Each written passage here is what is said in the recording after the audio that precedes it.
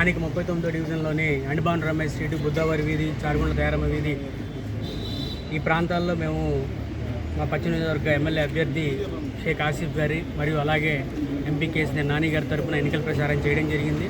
మా మేయర్ గారు కూడా దీంట్లో పాల్గొన్నారు. ఇప్పుడు ఏదైతే ప్రాంతాలు నేను చెప్పానో, ఏ విధులైతే నేను చెప్పానో, ఈ విధులన్నీ కూడా ఈ గత 5 సంవత్సరాల్లోనే ఈ జగనన్న ప్రభుత్వంలోనే మేము నూతనంగా రోడ్ వేయడం జరిగింది. ముఖ్యంగా మా ఎన్నికల ప్రచారంలో మా 39వ డివిజన్లో చేసిన 8 కోట్ల రూపాయలతో చేసిన అభివృద్ధి పనులు అంటే రోడ్లు, డ్రైనేజ్ సిస్టము, అలాగే కమ్యూనిటీ హాల్స్ ఏవైతే 8 కోట్ల రూపాయలు ఈ 5 సంవత్సరాల్లో జరిగిన అభివృద్ధి, అలాగే 20 కోట్ల రూపాయలు జగన్మోహన్ రెడ్డి గారి సచివాలయాల ద్వారా డీబీటీ పద్ధతిలో ప్రజలకు అందజేసిన సంక్షేమం, ఈ రెండే మెయిన్ ఎజెండాగా మేము ఈరోజు ఎన్నికల ప్రచారంలో ముందుకెళ్తున్నాము.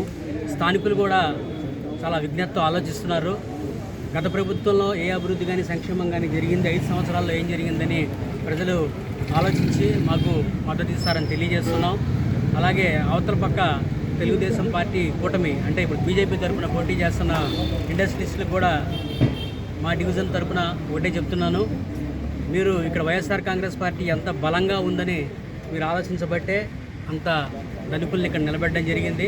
కానీ ఎవరు ఎంత డబ్బు ఖర్చు పెట్టినా సరే అంతిమంగా ప్రజలు వారికి అందుబాటులో ఉండేవారు. భూమి ఎంత ఉందో కొండ ప్రాంతం అంత ఉంది. కొండ ప్రాంతం వారి సమస్యలు అంత పెద్దవారికి అర్థం కావు. ప్రజలందరూ కూడా విఘ్నులు అర్థం చేసుకుని మన షేక్ ఆసిఫ్ గారికి ఇక్కడ అవకాశం ఇచ్చి ఎమ్మెల్యేగా చేస్తారని, అలాగే మా డివిజన్లో కూడా ప్రజలందరూ ఇక్కడ చేసిన అభివృద్ధి, ప్రజలకు వచ్చిన సంక్షేమం ఆలోచించుకుని ఓటేస్తారని మీడియా ముఖంగా నేను తెలియజేస్తాను.